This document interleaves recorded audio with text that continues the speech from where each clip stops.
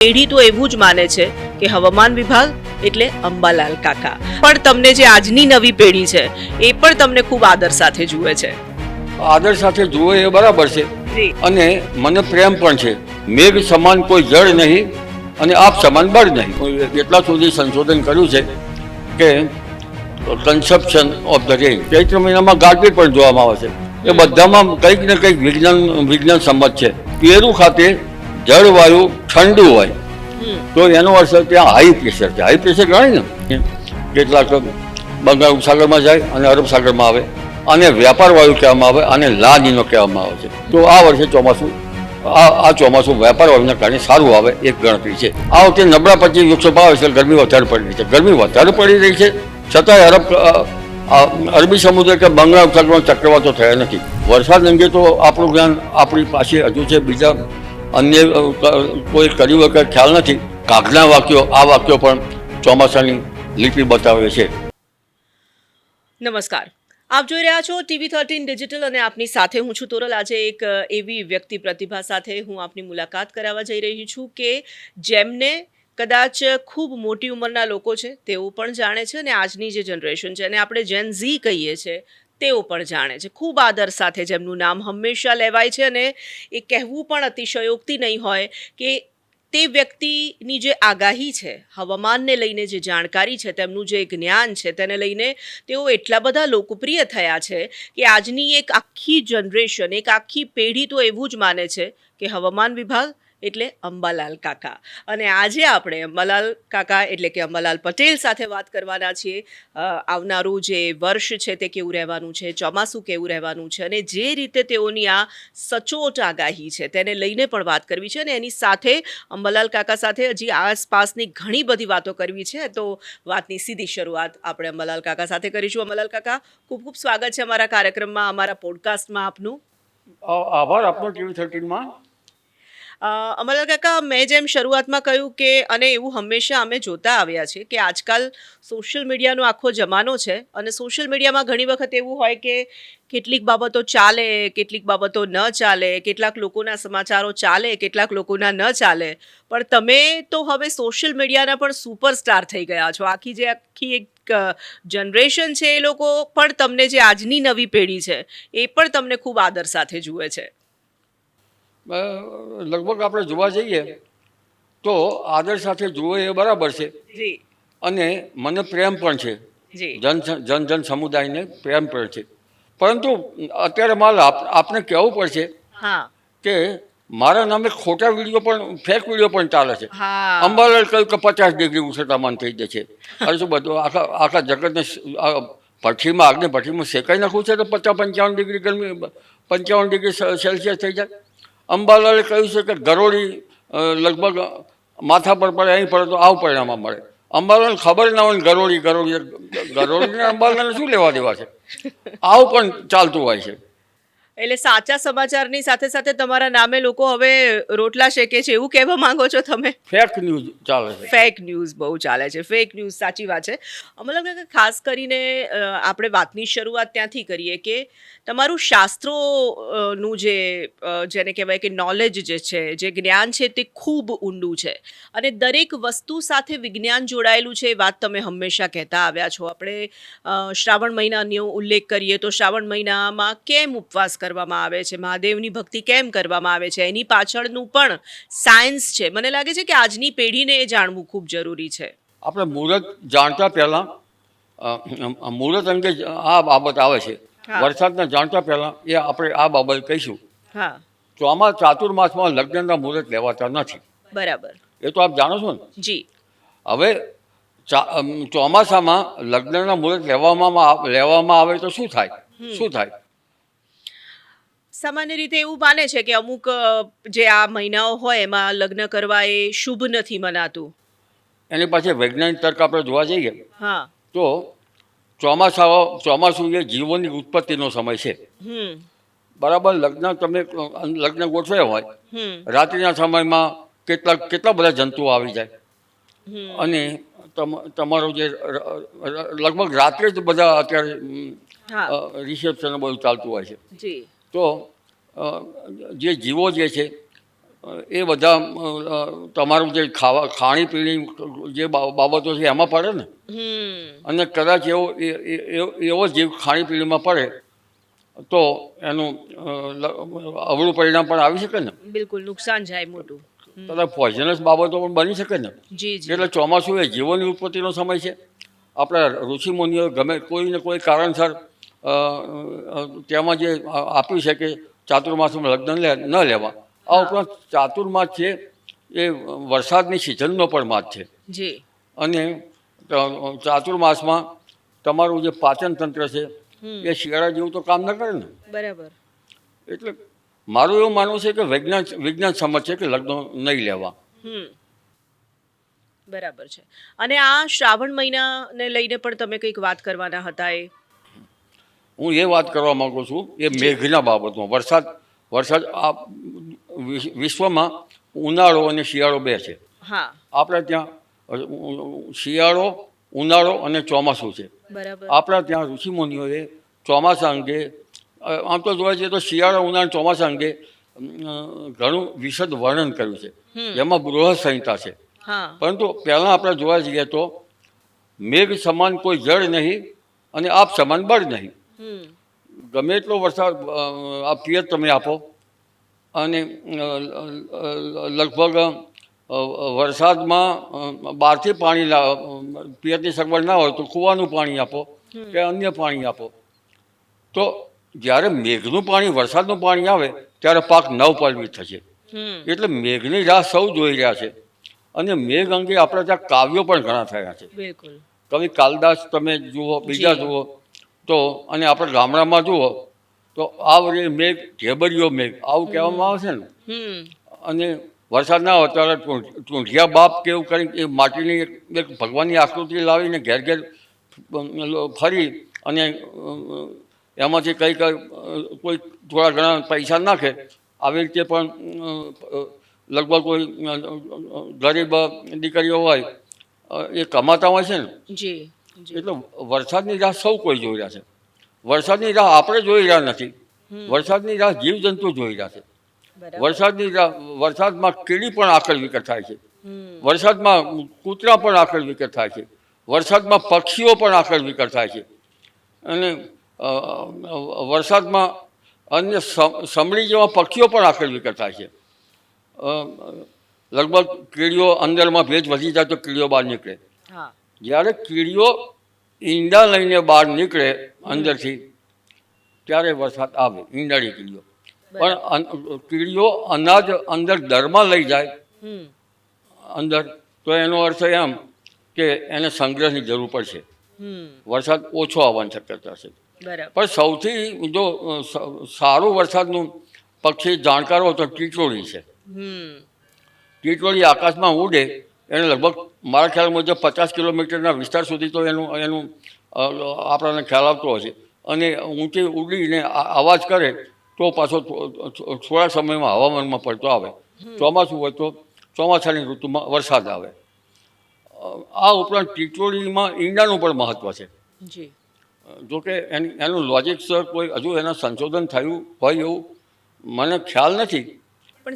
પણ એમાં ટીટોળીના ઈંડા વિશે કહેવાય એના 4 ઈંડા હોય, 3 ઈંડા હોય તો એમાં ઓછો વરસાદ થાય. 4 હોય એની ટોચનો ભાગ ઊંચો રહેતો હોય અને ટીટોળી જમીન પર ઈંડા મૂકે તો વરસાદ ઓછો આવે. ટીટોળી ઉપર ઊંચાઈ ઈંડા મૂકે તો વરસાદ વધુ આવે. પણ અષાઢ માસમાં જો ટીટોળી ઈંડા મૂકે તો અત્યારે તો એના ઈંડા બહાર નીકળીને બચ્ચા ઉડી ગયા હોય છે. એટલે અષાઢ માસમાં એનું મહત્ત્વ છે. પણ એ તો કહેવત ચાલી આવે છે. જ્યારે એનું રિસર્ચ થાય ત્યારે ખ્યાલ આવે. આ ઉપરાંત વરસાદમાં વાવણી જે થતી હોય છે પાકની, એ ખેડૂતોને પણ મહત્ત્વની છે. એટલે વરસાદ અંગે તો આપણે ચર્ચા વિશદ કરીશું ચોમાસા અંગે. પણ તે પહેલાં જોવા જઈએ તો આપણા ઋષિમુનિઓએ, પરાશર, ગર્ગ વગેરે ઋષિમુનિઓએ ઘણું ઊંડું સંશોધન કર્યું છે. વરાહી સંહિતામાં તો એટલા સુધી સંશોધન કર્યું છે કે કન્સેપ્શન ઓફ ધ રેન્જ, વરસાદનું ક્યારે કેવું થાય એમ જોવા જઈએ તો જૈન શાસ્ત્રમાં લગભગ કાર્તિક મહિનાના પૂનમનો આગલો દિવસ એને 16 દિવસ એ ઋતુની રાત્રિ કહેવામાં આવે છે. ત્યારે આકાશ રક્તવર્ણનું થાય તો એ અગત્યનું છે. પરંતુ જ્યારે માગસર સુદ બીજમાં ચંદ્ર પૂર્વાષાઢા નક્ષત્રમાં આવે ત્યારે વાદળો જે વાદળ બને છે એને એમ્બ્રિયો ઓફ ધ રેન વરસાદનો ગર્ભ ગણવામાં આવે છે. અને એ વરસાદનો ગર્ભ પંચનિમિત્તયુક્ત ગાજવું વીજવું જે બધું, જેમ કે ફાગણ મહિનામાં પવન ચાલવો, ચૈત્ર મહિનો ચોખ્ખો રહેવો જોઈએ, વૈશાખ વીજ વહેલો રહેવો જોઈએ, આવા એક ચિહ્નો નક્કી કર્યા છે. અને એ ચિહ્નો પ્રમાણે વરસાદનો ગર્ભ પુષ્ટ થઈ જાય. 10 ચિહ્નો છે. પરિવેશ થવો, કંઈક અંશે થોડો વરસાદ થવો, કંઈક છાંટા થવા શિયાળામાં, અને એ રીતે આ બધું નક્કી કરેલ છે. એ ગર્ભ જ્યારે પંચ નિમિત્તયુક્ત ગર્ભ, આ નિમિત્ત હોય તો આટલા યોજન વરસાદ થાય, આટલા યોજન આ હોય તો આટલા યોજન વરસાદ થાય, એ પ્રમાણે ગણતરી પણ કરેલી છે. ગણતરી દ્રોણમાં છે. દ્રોણ આપણે ઇંચમાં છે, સેન્ટીમીટર, એ વખત દ્રોણ થતી હતી. મૌર્ય કાળથી જ આ વિજ્ઞાનનો વિકાસ થયેલો છે હોય એવું મારું માનવું છે. એટલે લગભગ 195 દિવસ એટલે 6.5 મહિના સાવન દિવસે એ નક્ષત્ર ત્યાં આવે ત્યારે વરસાદ થાય છે એવું એક ગણિત મૂકેલું છે. વળી ભડલી વાક્યો અને અન્ય વાક્યોમાં તો આખી કુદરતની લિપિ બતાવેલી છે. આપણે હોળીના દિવસે પવન જોઈએ છીએ. હોળીના દિવસે પવન જોવાનું કારણ, હોળી એ ઉનાળાના મુખનો તહેવાર છે. વસંત સંપાત નજીકનો તહેવાર છે. એટલે હોળી જો ઠંડી હોય તો ઠંડી તાપીને જાય તો સારું. ઘણી વખત હોળી વખતે ફેબ્રુઆરીના અંતમાં ઠંડી પણ પડતી હશે ને ત્યારે ફેબ્રુઆરી માસમાં, તો તાપીને જાય તો સારું. અને હોળીમાં એનો લગભગ મારું વક્તવ્ય લાંબુ થશે એટલે બહુ લાંબુ નહીં કરું, સમય સંકોચનનો આમાં અભાવ હોય છે. એટલે હોળીનો પવન ઉનાળુ હોય તો પશ્ચિમનો હોય તો વાડી સુકાય નહીં, દક્ષિણનો અને લગભગ અગ્નિનો જે પવન છે એ નિંદ્ય છે. એટલે હોળીનો પવન જોવામાં આવે છે. હોળીનો પવન સાંજે જોવામાં આવે છે. હોળી પ્રગટાવતા પહેલાં 96 મિનિટ સુધી એનું કંઈ ગણતરી હોય છે. ત્યારબાદ વૈશાખ મહિનામાં પરોળિયાનો પવન જોવામાં આવે છે. અને વૈશાખ મહિનામાં બપોરે લગભગ 12 વાગ્યાની આસપાસ 7:30નું એક સોટી લઈને ગામડામાં એને રાડું કહેવામાં આવે છે. એ લઈને ઊંચું એને પડછાયો જોવામાં આવે છે. પડછાયો જો વેંત ઉપર જતો હોય ઉત્તર તરફ, જો પડછાયો ઉત્તર તરફ જાય તો એનો અર્થ કે સૂર્ય હિન્દ મહાસાગર તરફ નમેલો છે. બરાબર. ચૈત્ર મહિનામાં ગાજવી પણ જોવામાં આવે છે. એ બધામાં કંઈક ને કંઈક વિજ્ઞાન સંમત છે. કારણ કે વરસાદનો ગર્ભ છે એ સચવાઈ જવો જોઈએ. ચૈત્ર ચોખ્ખો હોવો જોઈએ. થોડા ઘણા વાદળા હોય તો કંઈ વાંધો નહીં. અને વૈશાખ વીજ વહેલો હોવો જોઈએ. અને જેઠ મહિનામાં ભળ ના કરવું જોઈએ. આવી રીતે શેક સુધી વરસાદનો ગર્ભ સચવાઈ જાય તો વરસાદ સારો આવે. પણ અત્યારે વરસાદના ગર્ભનો વરસાદ આવે છે જ ક્યાં? વરસાદનો ગર્ભ તો બરાબર બનતો જ નથી. અત્યારે જે વરસાદ આવે છે એ લો પ્રેશરના કારણે આવે છે. બંગાળ ઉપસાગરમાં લો પ્રેશર થાય, અરબ સાગરમાં લો પ્રેશર થાય, ભૂભાગમાં લો પ્રેશર થાય, ત્યાંની આંખ લગભગ ભૂભાગ ઉપર હોય અને તો આવી રીતે લો પ્રેશરથી વરસાદ આવે. ખરેખર તો આપણો વરસાદ એ આપણું ચોમાસું એ આપણું નથી એકલું. આપણું ચોમાસું એઝ અ ગ્લોબ છે. દક્ષિણ ગોળાર્ધમાં પ્રવર્તતી વરસાદની સ્થિતિ, લો પ્રેશરમાં પ્રવર્તતી વરસાદની સ્થિતિ, એ પ્રમાણે આપણો વરસાદ આવે છે. અને આપણો વરસાદ માડાગાસ્કર ટાપુમાં થઈને પૂર્વ આફ્રિકામાં મળાઈને લગભગ તેના પવનો છેક ચીનના દક્ષિણ ભાગ સુધી જાય છે. તે પૂર્વે ગંગા જમનાના મેદાનો તપે છે અને ઉપર તિબેટ પ્લેટોમાં પણ હવામાનમાં પડતો આવે છે. આવી ગતિવિધિ થાય તો વરસાદ સારો આવે. આ બધી એનો નોમ છે. હવે આધુનિક નોમ અને પ્રાચીન નોમ બંનેનું સમન્વય કરીએ તો હમણાં અલ નીનોની વાતો થાય છે. અલ નીનો શું છે તો આપણને ખ્યાલ હશે ને? બિલકુલ. એટલે આ વખતે એવું કહે છે કે આ વર્ષે અલ નીનોની અસર જોવા મળશે એટલે ચોમાસાને લઈને લોકોમાં ચિંતા થોડી દેખાય છે.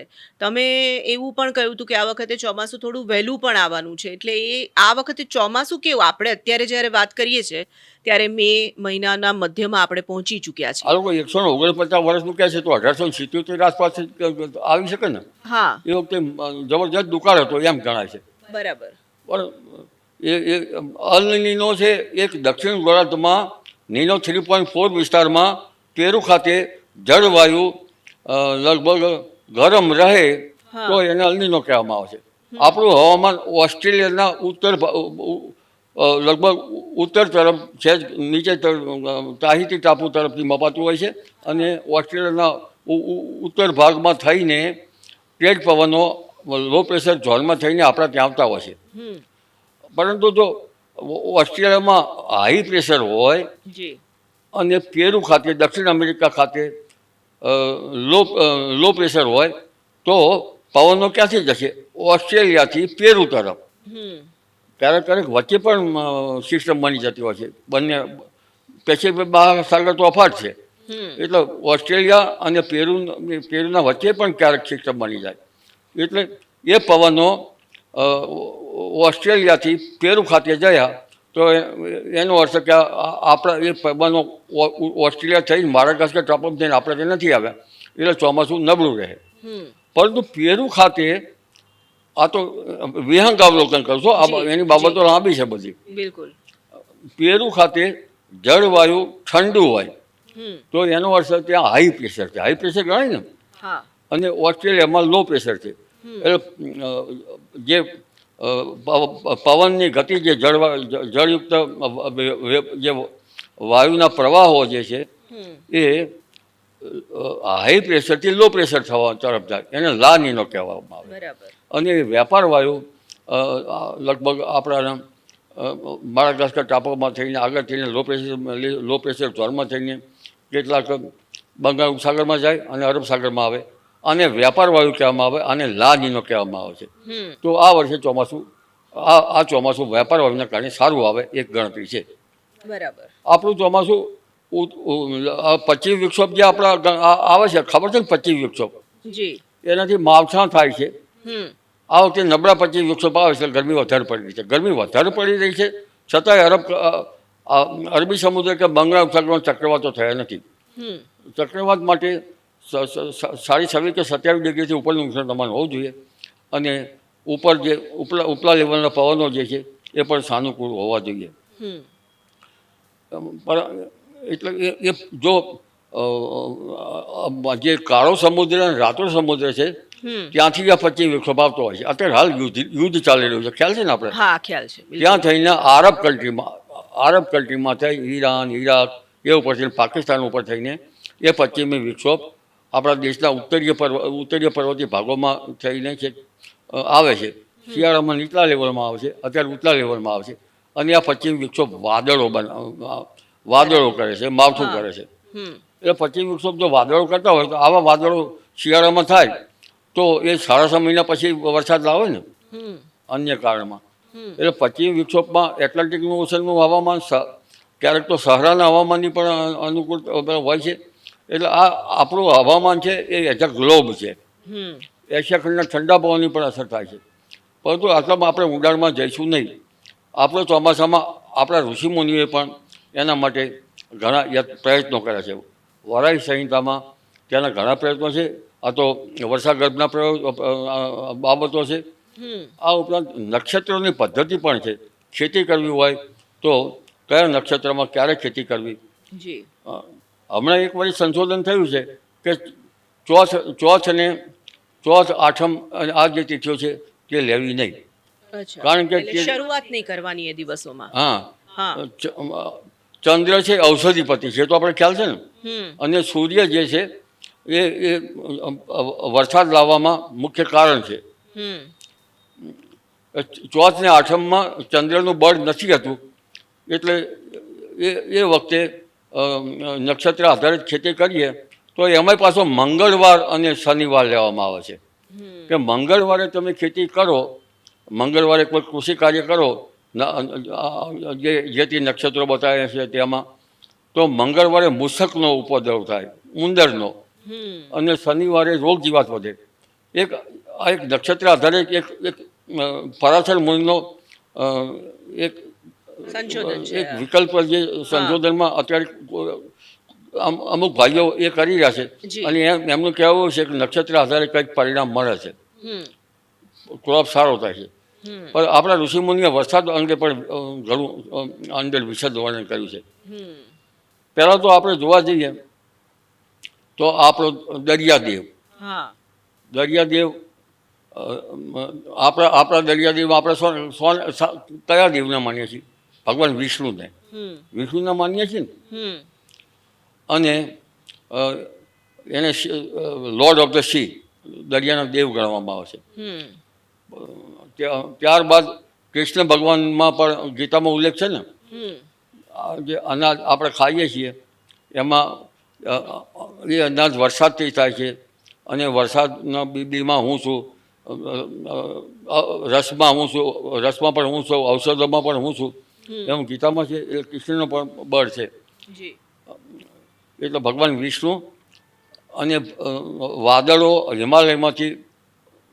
હિમાલયમાંથી આગળ વધતા નથી ને, ત્યાંથી પાછા આવે છે ને, તો નીચે આકાશમાં પડેલા જે વરસાદનું ટીપું છે, કેટલાક સૂક્ષ્મ બળો જે ટીપાઓ થાય એમાં લાખ જેવા કે વધારે ટીપા એકઠા થાય ત્યારે ટીપું બને છે, નીચે આવે છે, જેને ભગવાન શિવ ગણવામાં, શિવ સાથે એનું સંશોધન થયેલું છે.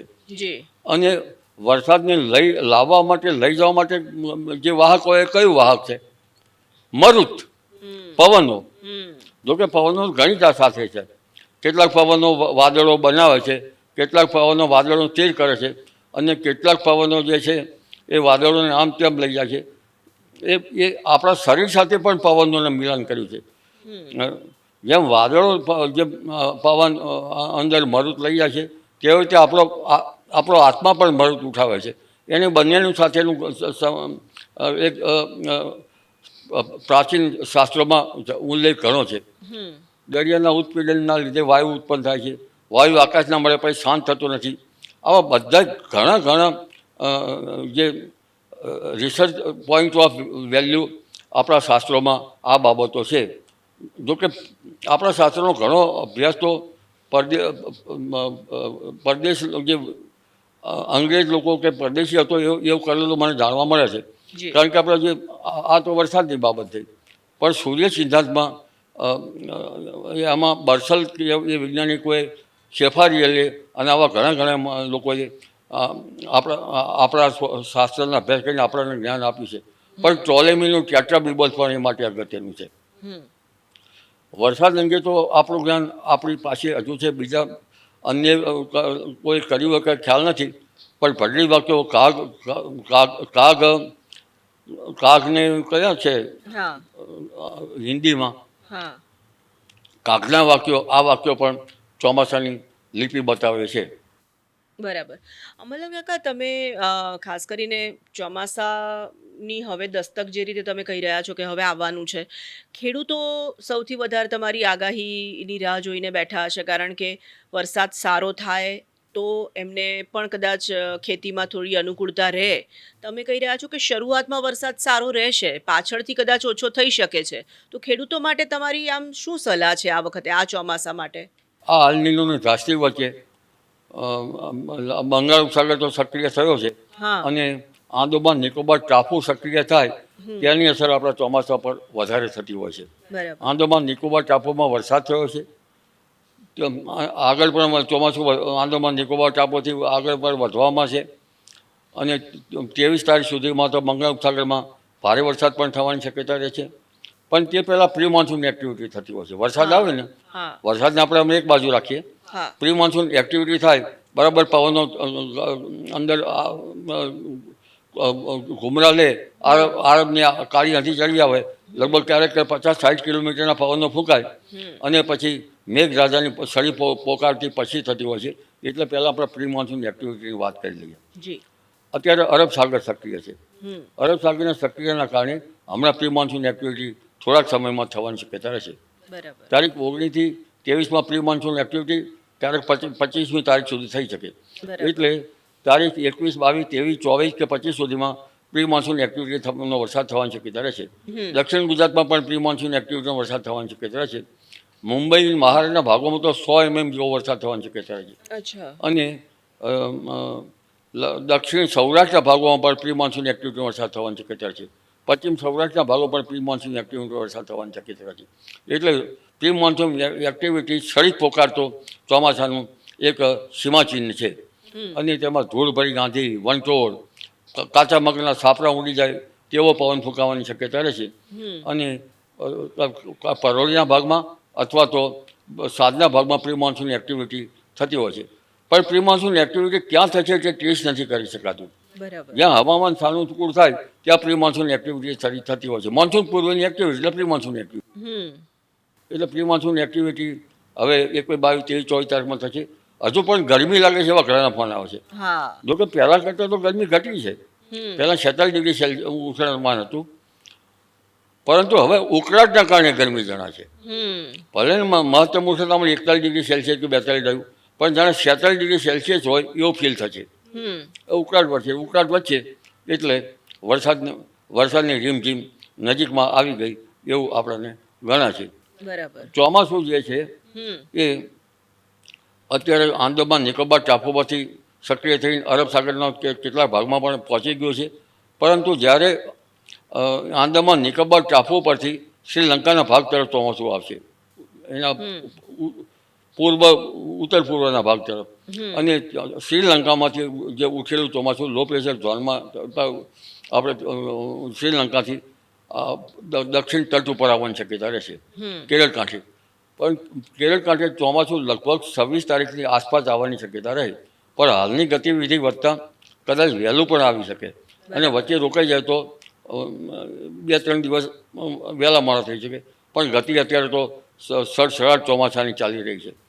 અલ નીનોની ધાસ્તી હોય તો આ ચોમાસાની ગતિવિધિ કેમ આટલી બધી ચાલી રહી છે એ મને સમજાતું નથી.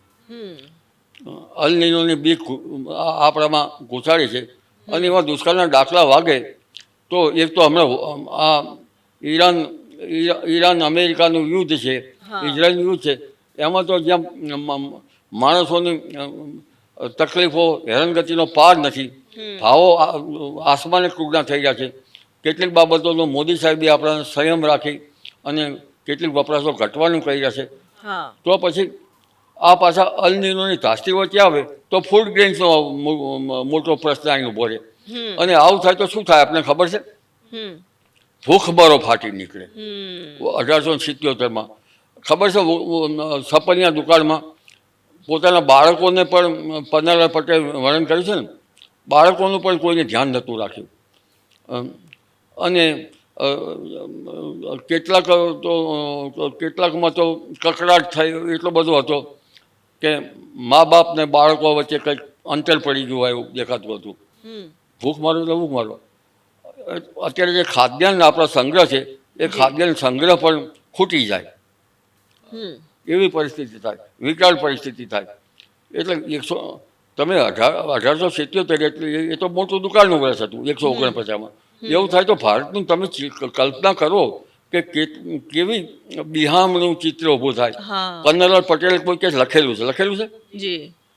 તો આવી જો સપનિયા દુકાળ જેવી સ્થિતિ થાય તો પછી માણસોને જીવવું કે અંદર શું કરવું એ જ કંઈ ખબર ના પડે. પણ આવી સ્થિતિ થાય એવું મને નથી જણાતું. તમને નથી લાગતું? ચોમાસું અત્યારે ગતિ આગળ વધી રહ્યું છે, પ્રી મોન્સૂન એક્ટિવિટી પણ આગળ વધી રહી છે. અને 25 મે પછી અરબ સાગર પણ વધારે સક્રિય થશે. કદાચ લો પ્રેશરથી આગળ પણ જઈ શકે. અને 8મી જૂને દરિયામાં પવનો બદલાશે. 15 જૂન સુધીમાં લગભગ ગુજરાતમાં ચોમાસું આવવાની શક્યતા રહેશે. અને અન્ય બાબતો જોઈએ તો 23 જૂન બાદ કંઈક સારું ચોમાસું આવવાની શક્યતા રહેશે, 23 થી 28 જૂનમાં. પણ ત્યારે દળચર પ્રાણીઓ વધારે બહાર આવશે. દળચર પ્રાણીઓ એટલે ખ્યાલ છે ને આપણે? દળચર પ્રાણીઓમાં કયા આવ્યા? દરમાંથી બહાર નીકળતા સરીસૃપ ને બધા. સરીસૃપ આવી શકે. અને મૃગશીર નક્ષત્રમાં વરસાદ થતો ઉંદરો પણ આવી શકે. બરાબર. એટલે વરસાદ તો શરૂઆતનો સારો થવાની શક્યતા રહેશે. પણ માત્ર ઓશનિક પેરામીટર આપણે કયા મેડિન જુનિયન ઓસિલેશન એમ જેવો એ પણ કંઈ સક્રિય થવાની શક્યતા રહેશે. તેનું 60 દિવસે અને આપણા શાસ્ત્રો પ્રમાણે જોવા જઈએ તો પણ મેઘના લક્ષણો અત્યારે બરાબર જણાઈ રહ્યા છે. બરાબર. લગભગ જ્યારે હવામાં ભેજ ક્યારે આવે એ આપણે ગૃહિણીઓને ખબર પડે. હવામાં ભેજ ક્યારે આવે ગૃહિણીઓનો ખ્યાલ છે? મીઠું જ્યારે પલળી જતું હોય ત્યારે હવામાં ભેજ આવે. અને બહાર નીકળો તો અત્યારે હાલ તો જે અંકુર ફૂટી રહ્યા છે ને આ ઝાડના, એ સરસ અંકુર ફૂટી રહ્યા છે. એનો અર્થ કે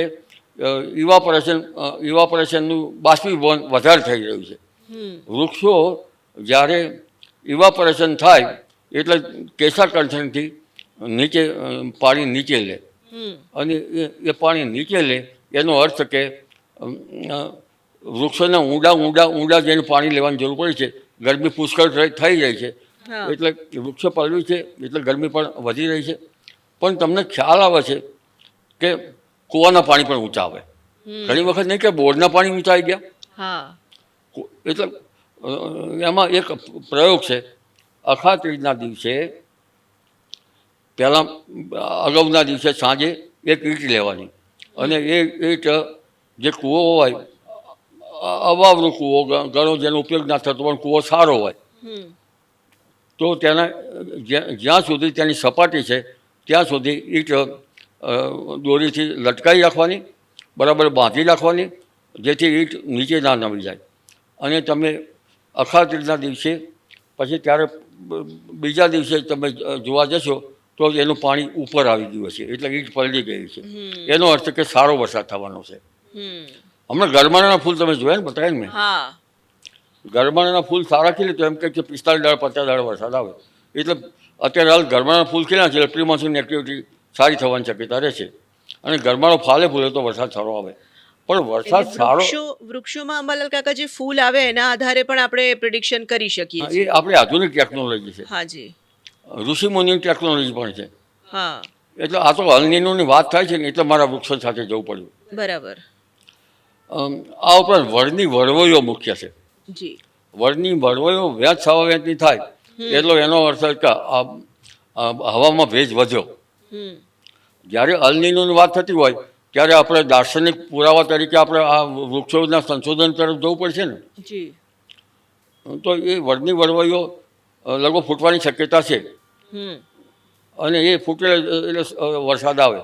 જ્યારે અલનીનોની શક્યતા હોય ત્યારે અન્ય વૃક્ષો ઉપર અને બીજા લગભગ સવારના ડુવાણાવાળા વાદળા, સવારે ડુવાણાવાળા વાદળા રહે અને લગભગ મહિને સવા મહિના સુધી તે સ્થિર થાય તો પછી એ વરસાદ આવતો હોય છે. ડુવાણાવાળા વાદળા શરૂઆતમાં થયા હતા, અત્યારે નથી. બીજા દાર્શનિક પુરાવા તરીકે વડની વળવઈઓ અને કીડીઓ ઈંડાવાળી નીકળે એ છે. પણ કરોળિયા ઝાડા જે હજુ બાંધવા માંડ્યા નથી. કરોળિયા વગેરે જે જંતુઓ છે એને ખ્યાલ આવી જાય છે કે વરસાદ થવાનો છે. કરોળિયા જ્યારે ઘરમાં ઝાડા બાંધવા માંડે ત્યારે વરસાદ આવે. પશુ પંખીને જલ્દી ખ્યાલ આવી જતો હશે. પણ આકાશ ઉપર જે છે એ ઠંડુ કઈ જતી હોય કઈ રીતે ખબર આપણને ખ્યાલ આવ્યો? આકાશમાં જ્યારે સમળીઓ ઘૂમરા લેવા માંડે ત્યારે આકાશ ઉપરથી ઠંડુ થયું. આપણે આમાં વૈજ્ઞાનિક દ્રષ્ટિએ કહીએ છીએ કે આટલા ઊંચે લગભગ વાદળો જાય તો એ કન્ડેન્સ થાય, ઠરે. અને સમળીઓનો તો ખ્યાલ આવી જાય છે કે આટલું ઠંડુ હવામાન છે એટલે ત્યાં વાદળો થવાની શક્યતા એ ગણી શકાય. એટલે તમે જે કહી રહ્યા છો એ પ્રમાણે અલનીનોને લઈને બહુ મોટો હાવ જે ઊભો કરી દેવામાં આવ્યો છે એવું કોઈ ડરવાની જરૂર નથી આ વખતે. હું એ કહેવા માંગુ છું જી કે અલનીનોની ધાસ્તી હોય 149 વર્ષનો તો દાર્શનિક ચિહ્નો તો અત્યારે સારા જણાવવા માંડ્યા છે. હા, બરાબર. એનો અર્થ કે ચોમાસું અત્યારે હાલ સારું આવવાની શક્યતા છે. આંધી વંટોળ પણ હમણાં આવવાની શક્યતા છે. ઘણી આંધીઓ હોય, 5-6 આંધીઓ આવે તો વરસાદ ખેંચી લાવે. એ દાર્શનિક પુરાવા. હવે બીજો એક દાર્શનિક બાબતો લઈએ તો રોહિણી નક્ષત્ર. રોહિણી નક્ષત્ર ખ્યાલ છે ને આપણે? 25 મેથી લગભગ 7 જૂન સુધી રોહિણીમાં સૂર્ય રહે છે. જો રોહિણી નક્ષત્રમાં 4 ભાગ કરીએ અને પહેલા ભાગમાં વરસાદ થાય તો પછી લગભગ 72 દિવસનો વાયદો કાઢે. 72 દિવસ વરસાદ ઓછો થાય પવન જ ફૂંકાતો રહે, પવન જ ફૂંકાતો રહે. બીજા ચરણમાં થાય તો એટલા વરસાદના દિવસો ઓછા. પણ રોહિણી નક્ષત્ર ઉતરતા વર્ષે તો ચોમાસામાં વરસાદ સારો આવે. આ વખતે રોહિણી નક્ષત્ર ઉતરતા પણ વરસાદ થવાની શક્યતા છે, શક્યતા. બરાબર. એટલે બધા દાર્શનિક ચિહ્નો સારા છે. તો પછી અલનીનોની ધાસ્તીમાં મને કંઈ ખ્યાલ આપતો નથી. બરાબર છે. અમરલાલ કાકા, ખાસ કરીને આપણે ચોમાસાને લઈને બી વાત કરી અને હમણાં છેલ્લા કેટલાય વખતથી આપણે જોઈ રહ્યા છે કે ઋતુ પરિવર્તન ખૂબ ઝડપથી થઈ રહ્યું છે. પહેલાં તમે શરૂઆતમાં વાત કરી કે શિયાળો, ઉનાળો, ચોમાસું વ્યવસ્થિત 3 ઋતુઓ રહેતી હતી. હવે એવું લાગે છે કે જાણે શિયાળો પણ ટૂંકો થાય છે, ચોમાસાનું પણ કોઈ બહુ નિશ્ચિત આપણે નથી માની શકતા. ગરમીના જે મહિનાઓ છે તે સતત વધતા જઈ રહ્યા છે. તેની પાછળ તમને શું લાગે છે? આમ તો ગ્લોબલ વોર્મિંગ છે જ મેઇન કારણ, પણ છતાં તમારા મતે? ગ્લોબલ વોર્મિંગની વાત આપણે ત્યારબાદ કરીશું. એ પહેલાં આપણે શિયાળાની વાત કરીએ. જી. આપણે વાત કરી કે રાતો સમુદ્ર, કાળો સમુદ્ર, અને અત્યારે યુદ્ધ ચાલી રહ્યું છે, ત્યાં તેને 25 વિક્ષોપ આવે છે. આ વખતે 25 વિક્ષોપ નબળા આવ્યા. ડિસેમ્બરમાં પણ નબળા આવ્યા ને. ડિસેમ્બરમાં જોઈ એવી ઠંડી પડી નહીં. કારણ કે 25 વિક્ષોપ આવે નહીં બરાબર તો ઉપર વાદળો બને નહીં. વાદળો બને નહીં તો સૂર્યના કારણે છે સોલર રેડિયેશન સીધું આવે. સોલર રેડિયેશનનો પણ આંક હોય છે. હમણાં 200 આંક બાજુ આવશે, પછી વરસાદ થશે. અને એટલે 25 વિક્ષોપ જાણે બરાબર આવ્યા જ નથી. એટલે આપણું હવામાન છે એ રાતો સમુદ્ર અને કાળા સમુદ્ર એની સાથે પણ સંપર્ક ધરાવે છે. જેના હિસાબે સોલર રેડિયેશન વધારે આવ્યા. ધરતી તપી સતત સમુદ્રમાં વાવાઝોડા ન થયા એ મને નવાઈ લાગે છે. કારણ કે સમુદ્રનું તાપમાન આ જે પ્રમાણે ગંગા જમનાના મેદાનો તપી રહ્યા એ પ્રમાણે વધારે થવાની જરૂર હતી. અને અત્યારે હાલે પણ હમણાં સુધી 25 વિક્ષોપ ઓછા આવ્યા. એટલે સોલર રેડિયેશન તો હમણાં આવી રહ્યું છે. અને આટલી સિસ્ટમ બનવા છતાં હજુ પણ દેશના ઘણા ભાગોમાં પરિવર્તન થવાનું નથી. એટલે સીધા સોલર રેડિયેશન સીધા આવવાની શક્યતા છે. એનું કારણ મૂળ છે સોલર રેડિયેશન 25 વિક્ષોપ બરાબર આવ્યા નહીં તે. હવે આપને વાત કરીએ, ક્લાઇમેટ ચેન્જ થઈ રહ્યો છે. ક્લાઇમેટ ચેન્જ થઈ રહ્યો છે તો પછી સફરનો દુકાળ પડ્યો ત્યારે તો અત્યારે આપણે વૃક્ષો નથી, રોડ કોન્ક્રીટના મકાનો છે, અન્ય બાબતો છે. રોડ કોન્ક્રીટના મકાનો છે, તેમજ વૃક્ષો ઘણી વાર કપાયા છે, છતાં ચોમાસું તો સારું આવ્યું ને. ગ્લોબલ વોર્મિંગની વાત કરતાં તો ચોમાસું લગભગ ગઈ સાલ તો ઘણા ભાગમાં તો નુકસાન પણ કરી ગયું ને. સરકારને છેલ્લે રાહતે આપવી પડે ને છેલ્લા વરસાદમાં. બરાબર. ગ્લોબલ આ બધી બાબતો છતાં એટલે ગ્લોબલ વોર્મિંગના ફેક્ટર અંગે જોવા જઈએ તો વધારે વરસાદ થાય તો ગ્લોબલ વોર્મિંગ, ઓછો વરસાદ થાય તો ગ્લોબલ વોર્મિંગ. 1972માં તો હાલથી તો કઈ સ્થિતિ સારી છે ને વૃક્ષોની બધી. આટલા વૃક્ષો તો રોડમાં અત્યારે હાલ તો કન્સ્ટ્રક્શન બધા થઈ રહ્યા છે, નવા બાંધકામ થઈ રહ્યા છે. તો 1972માં દુકાળ પડેલો. આપણે સફરનો દુકાળ કરીએ છીએ તો ત્યાં તો વસ્તી ઓછી છે ને. સાચું. ઝાડનું પાન બધું વધારે છે ને. અત્યારે જો રોડના કોન્ટ્રાક્ટના છે નહીં તો દુકાળ તો વધારે પડ્યા છે. વધારે વરસાદે વચ્ચે વધારે થયેલા છીએ. 1975માં ભારે વરસાદ થયો હતો. ક્યારેક એક વખત વરસાદ થાય ને અટકી જાય છે. તો ગ્લોબલ વોર્મિંગ તમે કરો છો તો એનો કંઈક રેશિયો તો નક્કી કરો, સ્ટેટિસ્ટિકલ રિવ્યૂ તો કરો કે ભાઈ આ પ્રમાણે આ સ્ટેટિસ્ટિકલ રિવ્યૂ છે એની એક આંક નક્કી કરો. તો આ આંકમાં આટલો આંક હોય તો વરસાદ નહીં આવે, આટલો આંક હશે તો વધારે વરસાદ આવશે. એનો આટલો આંક હશે તમે પછી સ્તંભ આલેખ દોરો કે વર્તુળના આલેખ દોરો, ગમે તે રીતે તેનો એક સાયન્ટિફિક બેઝ નક્કી કરો, સ્ટ્રેટેજિકલ રિવ્યૂ કરો અને પછી આપ કરો કે આવી રીતે જો હશે તો વરસાદ નહીં આવે. બાકી તો વરસાદ આવે તો ગ્લોબલ વોર્મિંગ, વરસાદ ન આવે તો ગ્લોબલ વોર્મિંગ. એ ગ્લોબલ વોર્મિંગ ફેક્ટર છે. ઘણા ફેક્ટરો પૈકીનું વન ઓફ ધ ફેક્ટર હું માનું છું. ઘણા જાણ્યા અજાણ્યા બળો આ વરસાદ ઉપર કામ કરે છે. જી.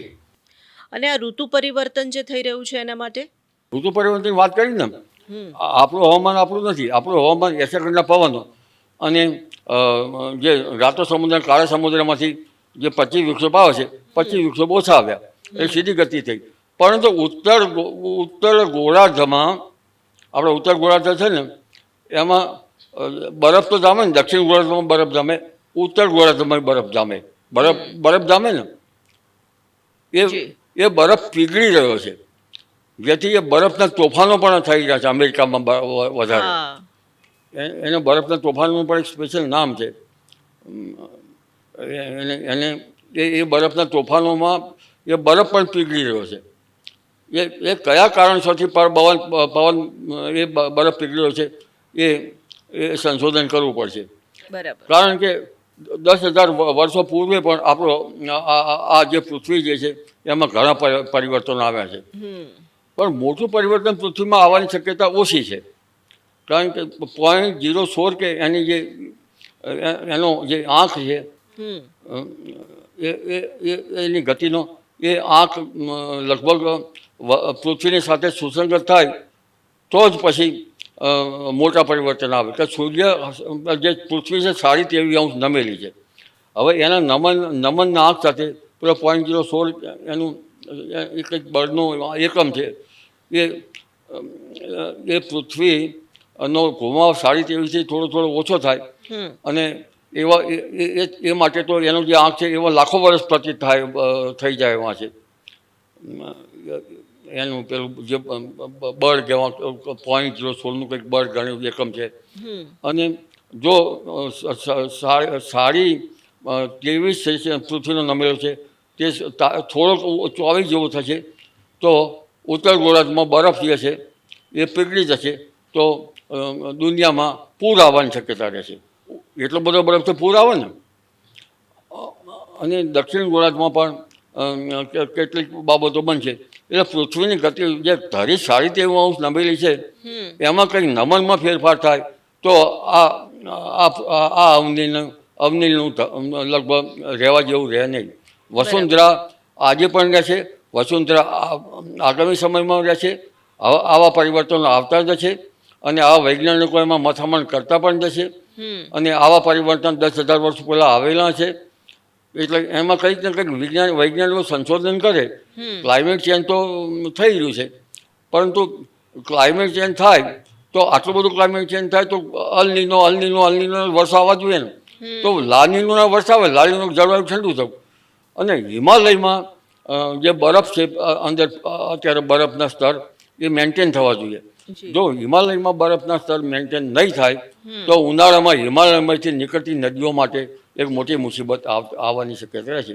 પણ કુદરત પોતાનું બેલેન્સ કરે છે અને એ બેલેન્સ ધીરે ધીરે કરશે તો હિમાલયમાં પણ ઉપરના ટોચના ભાગમાં બરફ રહેશે અને હિમાલયમાંથી નીકળતી નદીઓ, ગંગા જેવી નદીઓ, એમાં પાણીમાં વોટ આવવાની શક્યતા રહેશે નહીં. માટે કપોલકલ્પિત વાતો કરતાં પહેલાં તમે ક્લાઇમેટ ચેન્જનો એક સાયન્ટિફિક રિવ્યૂ કરીને એક એકમ બનાવો અને એ એકમને ઋતુ સાથે અંદર તાલમેલ મિલાવો. બાકી તમારું વાત સાચી છે, ક્લાઇમેટ ચેન્જ ઘણા ફેક્ટરો પૈકીનું ક્લાઇમેટ ચેન્જ એક વન ઓફ ધ ફેક્ટર છે. પણ ઘણા જાણ્યા અજાણ્યા બળનું તમે એનું સંશોધન કરો. સમુદ્રમાં ઉલટા પ્રવાહો પણ વહી રહ્યા છે. સમુદ્રમાં જે બદલાતા ઉલટા પ્રવાહોનું તમે સંશોધન કરો. હું તો એકલો સંશોધન કરી શકું નહીં ને. સંશોધન માટે સાધનો જોઈએ, સંશોધન માટે વૈજ્ઞાનિકો જોઈએ. એટલે આ બધું સંશોધન કરવાની જરૂર છે. સમુદ્રના પ્રવાહો, ઉત્તર ગોળાર્ધમાં જે પીગળતો બરફ, દક્ષિણ ગોળાર્ધની સ્થિતિ અને અગાઉના જે વર્ષોમાંથી પરિવર્તન આવ્યા છે તે, પૃથ્વીનું નમન, આ બધાની સાથે સાથે તમે સંશોધન કરી અને કંઈક નક્કી કરો તો દુનિયાના માટે એક સારું રહેશે એવું મારું માનવું છે. બરાબર. તમે જે વાત કરી, આપણે છેલ્લા કેટલા વખતથી જોઈએ છે કે ચક્રવાતો, આંધી, તુફાન ખૂબ વધારે વધતા જઈ રહ્યા છે અને વધારે આયા કરે છે. આવનારા દિવસોમાં એવી તમારા તરફથી કોઈ એવી આગાહી છે, તમને એવી કોઈ શક્યતાઓ, સંભાવનાઓ દેખાઈ રહી છે કે ફરી એક વખત એવું કોઈ આફત આપણા પર આવે? ચક્રવાતો અરબ સાગરમાંથી વધારે સક્રિય થઈ ગયો છે અને ચક્રવાતોની સિઝન જે છે એ ચોમાસામાં એપ્રિલથી જૂન સુધીની છે, હા. ભરણી નક્ષત્ર પછી. હમ. પરંતુ આ વખતે ચક્રવાત તો હજુ મે મહિનો થયો છતાં આવ્યું નથી, પણ સિસ્ટમો બની છે. હા. સિસ્ટમો બને એના માટે પ્રાચીન જ્યોતિષને એના અંગે કંઈ કહું. હા હા. પ્રાચીન વર્ષા વિજ્ઞાનમાં સપ્તનાડી ચક્ર છે, જી. કદાચ દ્રવિડમાંથી આવેલું છે. હમ. એમાં પ્રચંડ નાડીમાં જ્યારે ગ્રહો આવે ત્યારે ચક્રવાતો થતા હોય છે, નિર્જન નાડીઓ કહેવામાં આવે છે. એનો સ્વામી શનિ છે, અને જ્યારે સામાન્ય પ્રકારના ચક્રવાતો આવતા હોય છે, વાયુક્ષોભ, એ નિર્જન નાડીમાં એનો અધિપતિ સૂર્ય છે. હમ. એટલે એ તો થયા જ કરવાનું. અને દહન નાડીમાં જ્યારે ગ્રહો આવે ત્યારે હવા ગરમ થાય, એકદમ દહન થાય. એ દહન નાડીમાં અધિપતિ મંગળ છે. જો આ મંગળ અત્યારે અગ્નિ તત્વમાં રહે છે તો ચોમાસામાં કંઈક ને કંઈક ગડબડ થઈ શકે છે. હમ. ઘણી વખત બે પાપ ગ્રહનું મિલન પર ભારે વરસાદ લાવી શકતો હોય છે. એટલે મંગળ જે છે એ વરસાદ લાવનારો છે અને વરસાદ અટકાવનારો પણ છે, અચ્છા. એની ગતિવિધિ જોઈએ તો. હમ. અને નીરનાળીનો અધિપતિ સજ્જડ નાડી શુક્ર છે. એ નક્ષત્રમાં વરસાદ આવે તો વાદળો વરસાદ આવે. અને ત્યારબાદ જલનાળીનો અધિપતિ બુધ છે. એ 4 નક્ષત્રો જે છે એમાં ગ્રહોની ગતિવિધિ થાય. અને નિર્જળ અને સજ્જડ નાડીના 2 ગ્રહો, ધારો કે મંગળ અને ચંદ્ર, તો એવા ગ્રહો પણ વરસાદ લાવતા હોય છે. અમૃત નાડીનો અધિપતિ ચંદ્ર છે. ચંદ્રની અસર વધારે થાય છે.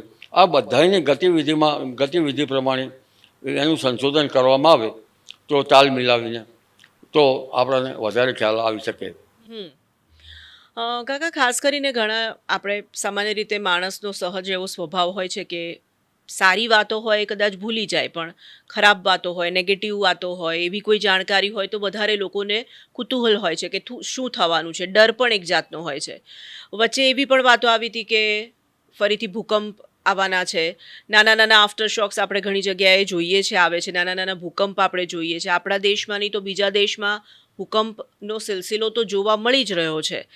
ઉત્તરના ભાગોમાં ભૂકંપ આવશે એવી પણ વચ્ચે જે વાતો આવી હતી, તમારું શું માનવું છે એમાં? આમાં મારું કશું માનવું નથી, અચ્છા. કારણ કે આનામાં મેં બહુ વેઠેલું છે. હા. ભૂકંપ વખતે મારી ધરપકડ પણ થઈ છે, હા, મને મારા ખબર પર છે. કેસ પણ ચાલેલો છે. બરાબર. પણ એમણે આપને હું કહેવા જાઉં કે બૃહદ સંહિતામાં આ બાબતનો ઘણો ઉલ્લેખ છે. ભૂકંપ પહેલા લક્ષણો બતાવે, આવા લક્ષણો હોય, આવા લક્ષણો તો ભૂકંપ આવે. હમ. મારે એનું સંશોધન કરવું જ નથી. પરદેશવાળા મારા પાસે જાણવા આવેલા, સાન ફ્રાન્સિસ્કો વાળા અને બીજા કોણ આવ્યા, કેલિફોર્નિયા વાળા. હા. પરંતુ આપણા શાસ્ત્રો ધૂળ ખાતા પડ્યા છે. એનું સંશોધન હવે કરવાવાળો કોઈ વિલ્લો હશે અને જો કરીને બહાર પાડ્યું તો એને પણ મુશ્કેલી થઈ શકે ને. અત્યારે દરિયાના પાણી ઘણા દૂર ખસી ગયા છે, એવું એક જાણવા આવ્યું હતું ને હા. કે 1000 ફૂટ કેમ દૂર ખસી ગયા છે. એનું રિસર્ચ કરવું પડે ને. એટલે ભૂકંપ માટે ગ્રહોનું પણ સંશોધન હશે. અમુક ગ્રેવિટેશનલ ફોર્સ હોય, અમુક ચોક્કસ પ્રકારના ગ્રહોનો ગ્રેવિટેશનલ ફોર્સ નીચે હોય તો એ પણ ધરતી ઉપર અસર થાય, સમુદ્રમાં પણ ધરતી ઉપર અસર થાય. અને જે પેલું સમુદ્રમાં ભૂકંપના કારણે સુનામી જેવું થતું હોય એનું પણ થાય. પણ આ બધું રિસર્ચ કરવું જોખમી છે. અચ્છા. સમુદ્રનું પાણી દૂર, સમુદ્રમાં ખારાશ વધે તો increase of salinity of sea water make water spread. અને કચ્છ જે છે એ તો ભૂકંપના ધાબા પર જ બેઠેલું છે ને. હા, સાચું. અને ભૂકંપનો આખો વિસ્તાર છે. ગ્વાટેમાલા, ચીલી, તુર્કી માઇનોર, કર્કવૃત્ત ઉપરના ભાગો, કર્કવૃત્ત ઉપરના કયા ભાગો છે તો તમને ખ્યાલ છે. કર્કવૃત્ત ઉપર આપણે સાબરકાંઠા, હિંમતનગર, એના ઉપરના જે દિલ્હી, તેમાં છે ઉત્તર ભારતના ભાગો, તેમાં આસામના ભાગો, જાપાનના ભાગો, આ બધા ચીનના ભાગો, આ બધા ભૂકંપગ્રસ્ત જ છે. ચીનમાં ભૂકંપગ્રસ્તની આગાહી કરે તો પાછું આપણામાં પેનિક ફેલાય. એટલે પેનિક ફેલાય બાબતો જે છે એને એ કરવા જેવું નથી. આપણા શાસ્ત્રોમાં ધૂળ ખાતા પડી રહે છે તો કોઈ બીજા તો સંશોધન કરશે ને. ખાસ જિજ્ઞાસુ પ્રજા જે છે ને એ અંગ્રેજ પ્રજા મને જિજ્ઞાસુ લાગી. બરાબર. આપણા શાસ્ત્રોમાં હતો સૂર્ય સિદ્ધાંતમાં આપણે જાણીએ કે ના જાણીએ ખબર નથી, પણ બર્સલ નામના અંગ્રેજો સૂર્ય સિદ્ધાંતમાં અંગ્રેજોએ ઊંડા ઉતર્યા છે. સિદ્ધાંત સંહિતાના હોરામાં. એટલે આવી બાબતોમાં એને મુંડેન જો એસ્ટ્રોલોજી કહેવાય, મેદનીય જ્યોતિષ, બરાબર. પડવા જેવું નથી અચ્છા. મારા માટે. એટલે તમે એ વખતે જે થયું એને પછી આ બધું બંધ જ કરી દીધું કે નથી કોર્ટમાં કર્યું? કાં નાટા ફેરા મારે? આ તો મારી ઉંમર થઈ. સાચી વાત છે. કારણ કે મારા હવે કહેવત કરી છે ને તો પાછા રાજા મારા ઉપર પાછું બીજું આવશે. જે કહેવતો છે ને, આમની આગળ નહીં, આમની પાછળ નહીં, આવી બધી કહેવતો છે. હા, બરાબર છે. મલાલ કાકા, તમે આ જે વાત કરી તો મારે થોડુંક એ પણ જાણવું છે તમારી પાસે, જો તમારી અનુમતિ હોય તો હું એ સવાલ આપને પૂછું કે આ આગાહી કરવાનું ને આ વિશે સંશોધન કરવાનું ને આ વિચાર ક્યારથી આવ્યો તો તમને? આમ કેવી રીતે તમે આમાં આવી ગયા? હું આમાં એટલા માટે આવ્યો કે હું સીડ સર્ટિફિકેટ એજન્સીમાં તો ગુજરાત રાજ્યનું બિયારણ પાસ કરવું, સાદી ભાષામાં કહે તો બિયારણ પાસ કરવું, અને એમાં ગામડે ગામડે ફરતો, હા, લગભગ આખા ગુજરાતમાં ફરવું. હમણાં રાજપીપળાની વાત નથી, રાજપીપળા પણ હું ગયેલો છું. બરાબર. આ ઉપરાંત હમણાં સાણંદાની વાત થઈ, સાણંદા પણ ગયેલો છું, ભાવનગર પણ ગયેલો છું. એટલે ગુજરાતમાં ફરતા ફરતા ધારો કે આપણે ઈડર છે, એમાં વરસાદ પહેલાં ઓછો આવતો હતો, ત્યારે શંકરચાર્ટ કપાસ હતો. ત્યારે ખેડૂતોને પૂછ્યું તમારો કપાસ બરાબર થયો નથી, એટલે એ કહે સાહેબ આ વખતે વરસાદ બરાબર થયો નથી. તો મારા મગજમાં વિચાર પૂર્યો કે આપણે આના માટે રિસર્ચ કેમ ના કરવું? બરાબર. કારણ કે મને પંચાંગમાં રસ નતો. મારા ફાધર પંચાંગ મગાવે ત્યારે હું ખાલી વાંચી લઉં, 11 થઈ, 12 થઈ, તિથિ થઈ. પણ ધીરે ધીરે મને એમ થયું કે આ પંચાંગો આપણા જૂના છે, એમાં બીજા કોઈ લેખો વાંચીએ. આમાં હું આગળ વધ્યો અને એમાં કરીને મને પરિણામ મળવા લાગ્યું. પછી મેં જે અંદરના સમાચાર પત્રો ગામડામાં શું કહે ખબર પડી ને, એમાં લખાણ આપ્યું, મારી આગળ છપાઈ. હવે પેપરના નામ લઈશો તમને વાંધો છે? ના ના, કોઈ વાંધો નથી. આ સંદેશ છે, આ એમ છે, વાંધો નથી ને? ના ના ના, કોઈ વાંધો નથી. ઘણામાં તો વાંધો હોય છે. ના ના, આપણે કોઈ વાંધો નથી. મને શરૂઆતમાં હું સંદેશ રેટિયાવાડીના આગળ છે ને સંદેશ ભવન, તમને ખબર છે? હા હા, સંદેશ ભવન, બરાબર છે. રેટિયાવાડીથી સામે હતું ને, હા. ત્યારે આગાહીનું એક લઈ અને હું ચિમનભાઈ પટેલ પાસે ગયો, શેઠ પાસે. બરાબર. ચિમનભાઈ પટેલ મારી આગાહી વાંચી.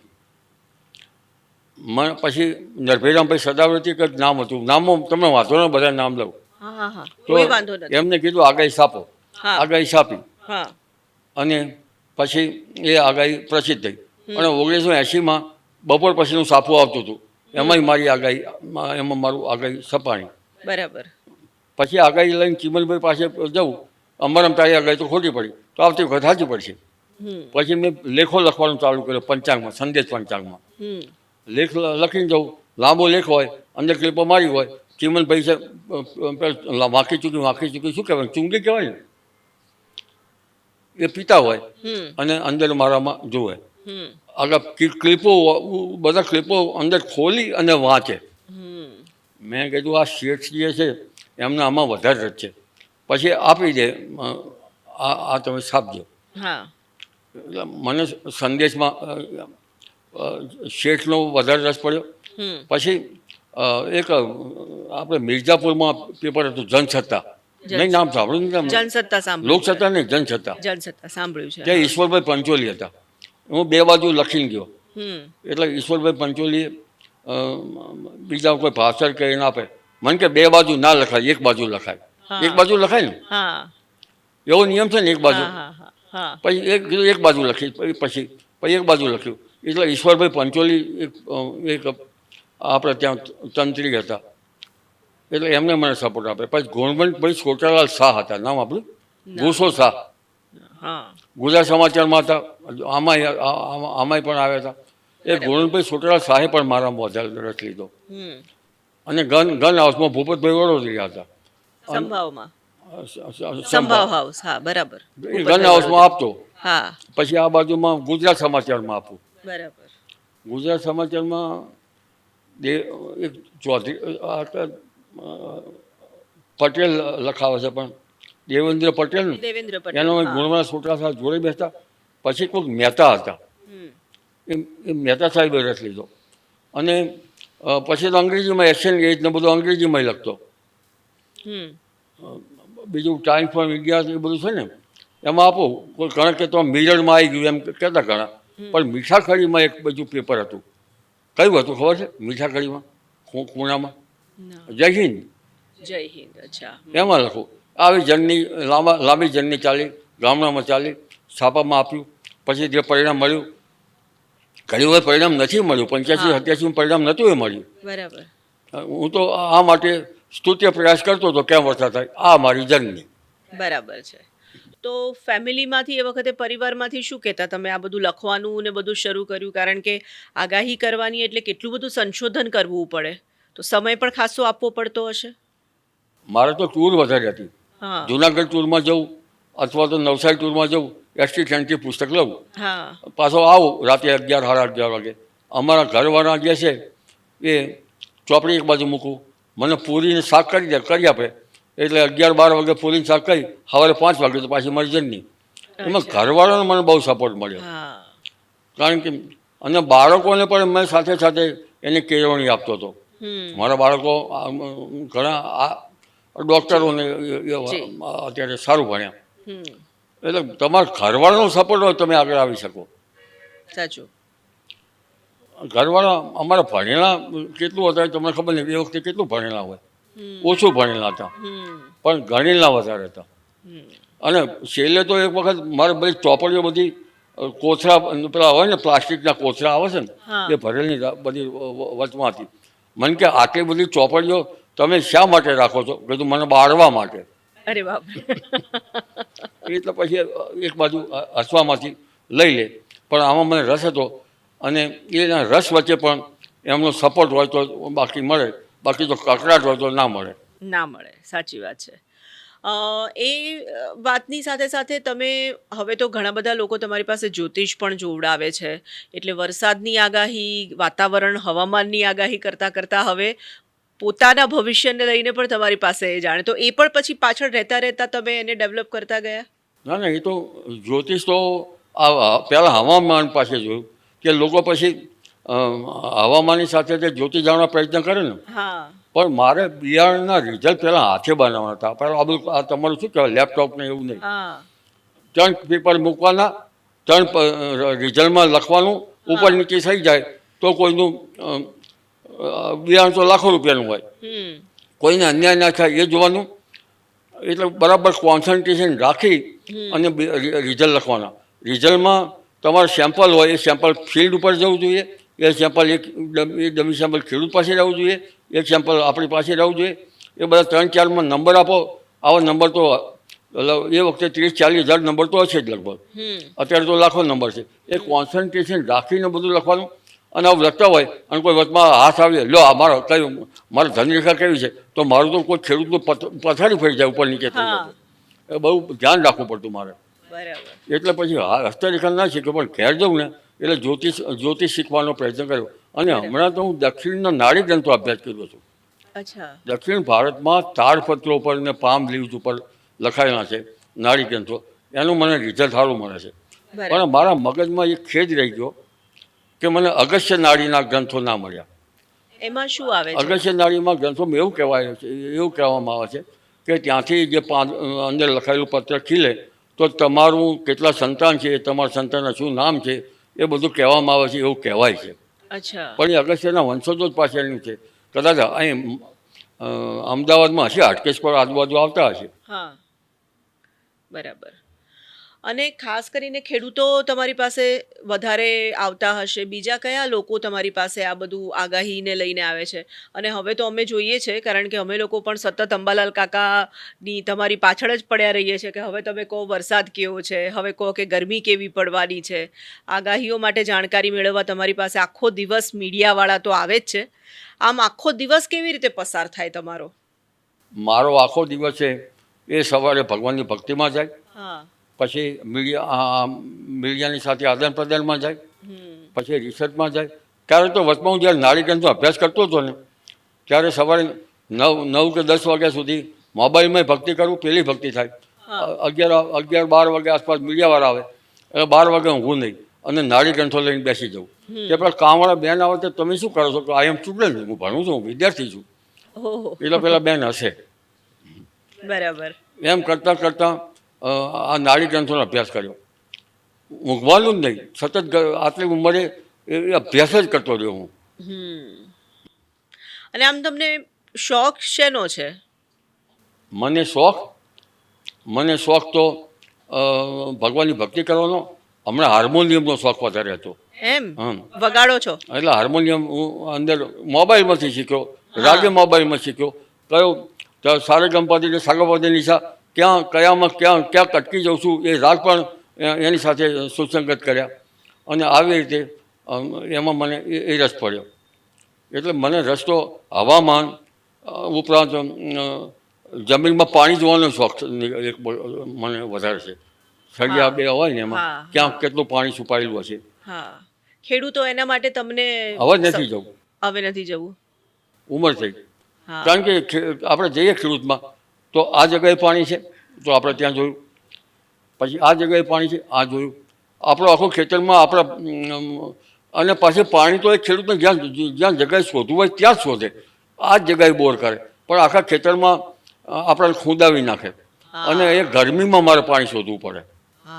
પાણી જે છે એનું ઉનાળામાં આપણને જરા વધારે ખ્યાલ આવે. ઉપર પાણીની રસાળ ઉપર આવતી હોય છે ને એમાં ઝાડ પાન જોવા પડે. ધારો ઝાડની ડાળીઓ નમેલી છે, પીળી થઈ ગયેલી છે, એ ખેતરમાં ધરો ઉગે છે, એ ખેતરમાં ધરો નથી. ઘણો અભ્યાસ કરવો પડે.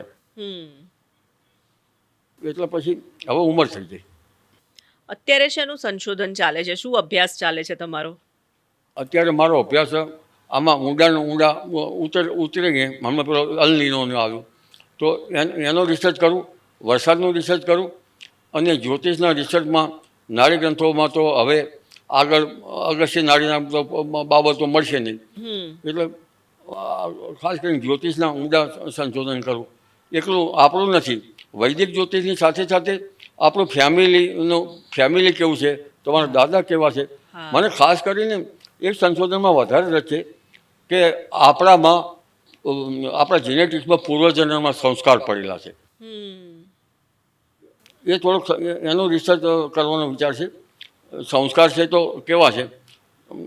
ધારો કે તમને અમુક જાતનો શોખ હશે, કોઈ નાનો બાળક હશે તો એને રસ એવો એ ઘણી વખત હાથ પગ ધોવાનો રસ થશે. ઘડીક થઈને હાથ પગ ધોતા છે, ઘડીક થઈને હાથ પગ ધોતા છે, ઘણી વખત આમ મેનરિઝમ જેને કહેવાય કે કંઈક વર્તન એવું હોય એને ચાલનો પેલો નથી પેલો કરતા. એટલે એવી રીતે થાય તો આ બાળક આવું વર્તન કરે છે તો એનો પૂર્વજન્મ આ છે. મને આત્માની સાથેનું સંશોધન કરવાનું વધારે છે જ્યોતિષમાંથી. તો એ તમે કરો છો અત્યારે? રિસર્ચ હું થોડું કરી રહ્યો છું કે તમારા દાદાનું નામ થઈ હતું, તમારા કુટુંબમાં થઈ હતું, અને એમાં કંઈક પરિણામ પણ મળે છે. એટલે આત્મા નામની વસ્તુ છે એ માટે થોડુંક રિસર્ચ કરી રહ્યો છું. રિસર્ચ તો મારે એકલો કરે, રિસર્ચ તો ના કહેવાય, એકલું મથામણ કરી રહ્યો. મથામણ કરી રહ્યા છો તો એમાં કેવી રીતે તમને ખબર પડે કે?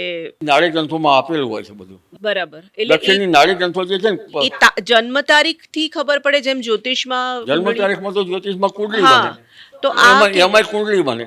પણ જે દક્ષિણી નાડી ગ્રંથો જે છે એ પામ લીવ્સ લીવ પાંદડા પર લખાયેલું છે. એમાંથી અંગ્રેજીમાં તેલુગુમાં લખાયેલુંમાંથી અંગ્રેજી ટ્રાન્સલેશન કર્યું છે. એ અંગ્રેજીની બુક લાવું છું. જેમ કે ભૃગુ નંદી નાડી અને સપ્તઋષિ નાડી. સપ્તઋષિ નાડીમાં ઉપર તામિલ નીચે અંગ્રેજી, ઉપર તામિલ નીચે અંગ્રેજી. તો એમાં શું માહિતી છે આમ જો ટૂંકમાં કહેવું હોય તો? એમાં આપણા ફેમિલીની માહિતી છે, આપણા દાદાઓની માહિતી છે, કાકા મામા માસી નાના નાની બધાની માહિતી આવે છે. બધી માહિતી આપણે ઊંડા ના, આપણે આત્મા પરમાત્માની થોડીક માહિતી લઈએ. તમે સાની પ્રાર્થના કે દુર્ગા માતાનું તમે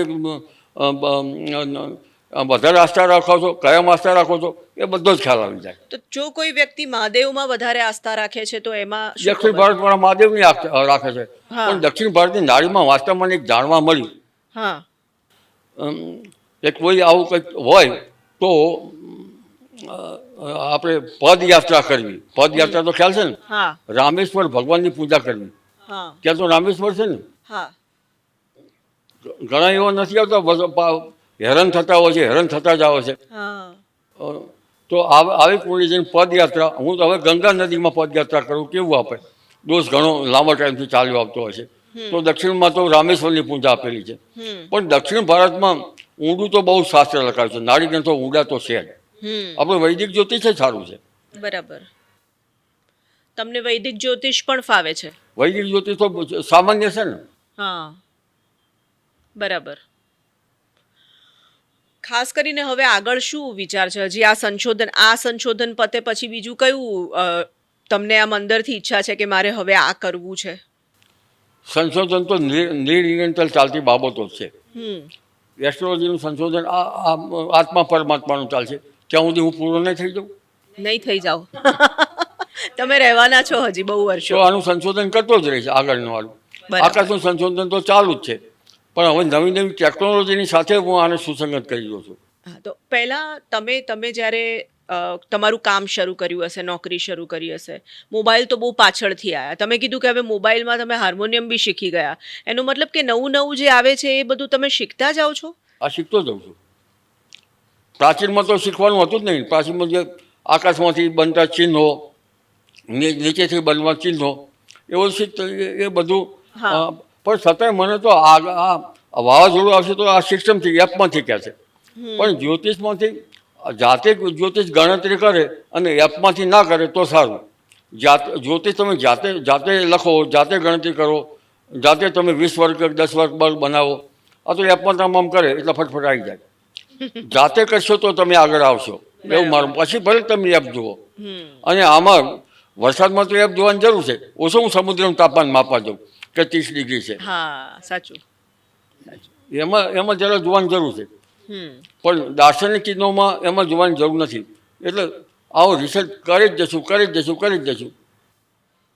અમલ કાકા, ભારતના ભવિષ્યને લઈને તમને શું લાગે છે? આપણા દેશ માટે તમે શું જુઓ છો? મારો દેશ જ મહાન તો હોય ને. બિલકુલ. પણ મને એમ જણાય છે ભ્રષ્ટ ચિંતન હમ. અને ભ્રષ્ટ અશુદ્ધ સાધન દ્વારા વસ્તુનું ઉપાર્જન વધારે થઈ ગયું છે. એને સાદી ભાષામાં સમજવું હોય તો? ભ્રષ્ટાચાર. બરાબર. અત્યારે કોઈ માણસ ચૂંટણીમાં ઊભો રહે, મારો છોકરો પાર્લામેન્ટમાં લગભગ ઊભો રહ્યો હતો ઓસ્ટ્રેલિયામાં, તો એને બહુ પૈસાની જરૂર ના પડે. અહીં તો કેટલા પૈસાની જરૂર પડે. તમે લાલ બહાદુર શાસ્ત્રી જેવું નથી રહ્યું, મોરારજીભાઈ દેસાઈ જેવું નથી રહ્યું, આપણા આઝાદીના લડવૈયા હતા એવું નથી રહ્યું. એવા માણસો અને એ રીતનું શાસન આવે તો સારું. બરાબર. અત્યારે આ મિલકત કોની વધી રહી છે? 1, 2, 4, 8, 16, 32, 64, 128 આ ગતિથી મિલકત વધી રહી છે. કોની વધી રહી છે આખી દુનિયાને ખબર છે. અને તમારી મિલકત 1.2, 1.3, 1.4, કદાચ 1.5, 1.2, 2.5, 3, એટલે પેલી મિલકત સડસડાટ આમ વધવા માંડી છે. તો દેશની સેવા કરવાવાળા માટે એની મિલકત તો 1.2 વધી જોઈએ. તો મિલકત કોની વધારે વધી રહી છે? કોના મોટા ફાર્મ છે? મારે કશું કહેવું નથી. અશુદ્ધ સાધન દ્વારા વસ્તુનું ઉપાર્જન કરવામાં આવશે એ આપણા દેશને એક લૂણો લાગેલો છે એવું મારું માનવું છે. હમણાં એક સામાન્ય બાબતમાં મને ખબર નથી, પોલીસ ઘેર આવી તમારા ત્યાં? હા, થોડાક મહિના પહેલાં. હા. એ નથી કહેવું શા માટે આવી. પહેલાંમાં આવ્યું હતું અગાઉ. કંઈ આગાહી કરવો તો વિચાર કરીને કરવી પડે છે. પણ ભ્રષ્ટ ચિંતન, અશુદ્ધ સાધન દ્વારા વસ્તુનું ઉપાર્જન, અરે આપણે કંઈક બોલવા જઈએ તો આપણે પતાવી ન કહેતા તો કોઈ ગમે તે ગમે તે એનો ડર તો રહે જ ને આપણને. સાચું. અમારા કાકા, હજી કોઈ એવી વાત છે કે જે તમારે અમારી સાથે કરવી છે અને હું કદાચ તમને સવાલ પૂછવાનું ભૂલી ગઈ છું જે મારે પૂછવો જોઈએ? વાતમાં તો મને તો મગજ જોડે કરવાની મજા આવે. બસ, મગજ માણસનો મિત્ર છે. અત્યારે તો લઈ જાય મને. હું તળાવમાં મગજની સાથે પહેલાં આ બાજુ મગજ તરતા આ બાજુ હું તરું. પછી નાના છોકરા એટલે મગજને પજવ હોય તો વરખડાની છોટી લઉં અને મગજ આમ 2 પગ આગળ રાખીને હોય તો મગજને આમ નાખું તો મગજ આમ કરે માથું, મગજને આમ કરે તો મગજ આમ કરે. એ વખતે મગર તળાવમાં માણસ જાત સાથે મગર પણ મૈત્રી કરતો હતો. અને પહેલાં તળાવમાં ધોવામાં આવતું હતું પથરા ધોવામાં, પથરામાં ધોવામાં આવે ત્યારે મગરના બચ્ચા એંઠ ખાવા પણ આવતા. એ મગરના બચ્ચા અમે રમાડતા અને તળાવ જળ સુકાઈ જાય તો ચીકણી માટી લઈ અને મગર પણ બનાવતા. અમને કોણ આવા રમકડા લાવી આપે? અને જે જુવારની સાંઠી હોય એમાં ગોળ ગોળ ફેરવી અને પીપળું પણ બનાવતા હતા. મેળામાં જ એ જ મજા આવતી. મા બાપે 4 આના આપ્યા હોય, એ 4 આનામાંથી પાછું કંઈક થોડું ખાવાનું, થોડુંક સિસોટી લાવવાની, અને અડધું તો ખાવાનું રસ્તામાં જ પૂરું થઈ જતું. રસ્તામાં વાળમાંથી ડોડી હોય તો એના પાન ખાઈએ, ડોડી ખાઈએ, એટલે આવતા આવતા તો ખાવાનું અમારું અડધી તો વાળ જ પૂરી કરી દેતો. હવે આવા દિવસો ગયા. તેહીનો દુનો ગતા હા.